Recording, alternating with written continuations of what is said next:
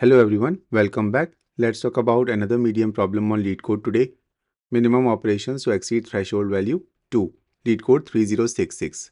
In this problem, we are given a zero index integer array nums and an integer k.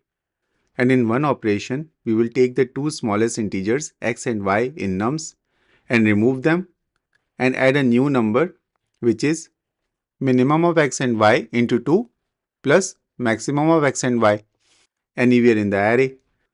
And note that we can only apply this described operation if nums contains at least two elements and return the minimum number of operations needed so that all the elements of the array are greater than or equal to k. In example 1, for the given nums array and k equal to 10, in first operation, we will remove the two smallest number, that is 1 and 2, and add back 1 into 2 plus 2, that is 4, back to the array. Now the array becomes 4, 11, 10 and 3.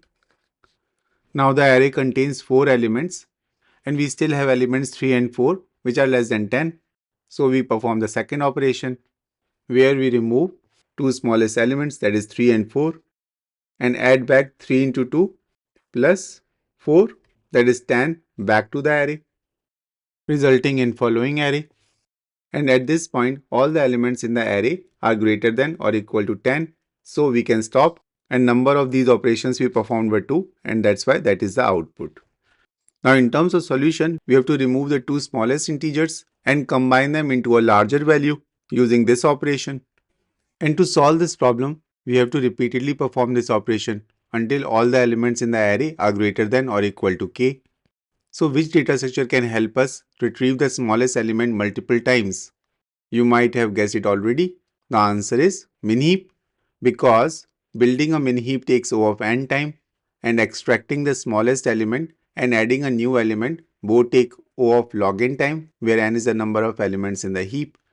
So what we can do is we can add all of these elements from the array into the Minheap. This is called build heap operation. If we add all elements in one go, it takes O of n time. But if we add the elements one by one, then the time complexity increases to O of n log n. For this problem, either method works.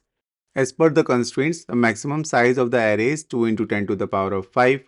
So if the elements are added one by one, the time complexity will be O of n log n, which evaluates to roughly 10 to the power of 6 operations. And this is well within the acceptable limit for most competitive programming environments, where the typical threshold is roughly 10 to the power of 8 operations per second.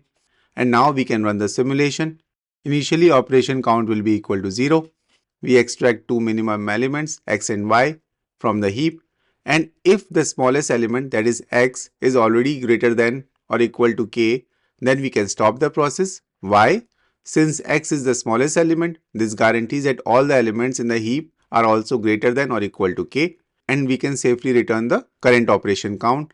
Otherwise, we will combine the two numbers using the given formula and insert them back into the heap and increment the operation count, which we will return in the end.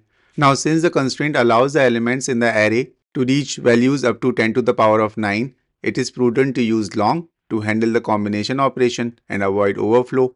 So to stay on the safe side, we will also create the heap using the long values, and we will repeat this process as long as heap contains two elements. And note that constraint specifies that input is generated such that answer always exists. However, during the interview, it is good to double check with the interviewer, because we may have the case such that k is very large, for example k is 1000, and we contain only small elements in the array like 1, 2. Then if we combine the elements, we cannot reach or exceed k.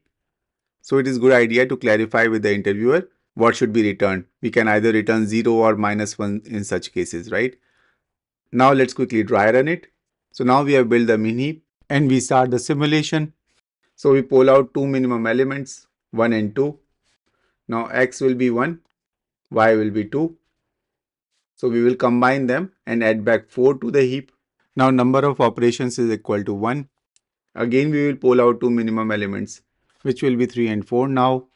So now x will be 3 and y will be 4. And we combine these elements and add back 10 to the heap. Now number of operations is equal to 2. Again we pull out two minimum elements, that is 10 and 10. But now x is already greater than or equal to k, that is 10 in this case. So that means all the elements in the min heap will anyways be larger than it. So we will stop and return the number of operations as 2. Now in terms of time complexity, building the initial heap may take O of n time or O of n log n time, depending on how we are building the heap. If we are building the heap in one go, then it will take O of n time. Otherwise, if we are building the heap element by element, then it will take O of n log n time.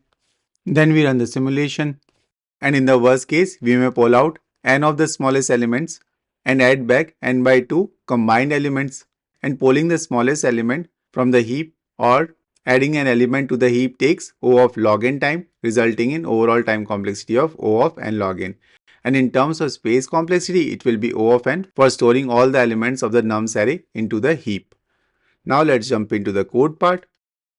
First, let's create a min heap to store the long values. And in Java, we can use priority queue implementation for that. Now we will add all the numbers from the input array to this min heap. Let's initialize operation counter to keep track of number of operations performed. Now we will start the simulation. So as long as heap has at least 2 elements, we will repeat the following operation. We will pull out the smallest element from the heap, let it be x. If x is greater than or equal to k, then we can return the number of operations, as all the other elements in the heap will anyways be equal to or larger than x. Otherwise, we pull out the next smallest element and let it be y. And now we will combine them using the formula x into 2 plus y and add this combined element back to the heap and increment the number of operations by 1. Now if we are here, that means heap contains only one element, and for this problem it is guaranteed that we will always have the answer. So we can return ops as well. But if it was not guaranteed, then we can check if this remaining element in the heap is greater than or equal to k. If it is, then we will return the operations. Otherwise, we can return -1 because we couldn't find any answer. So now let's submit this code. Awesome. So that's all for this video. I hope this video was useful to you. If it was, please give it a thumbs up and share it with others who might benefit from it. If you haven't subscribed the channel yet, make sure to hit the subscribe button and turn on the notification bell so that you never miss an update. Your support helps me create more content like this. If you have any questions or suggestions, feel free to leave them in the comments below. Thanks for watching and see you in the next one.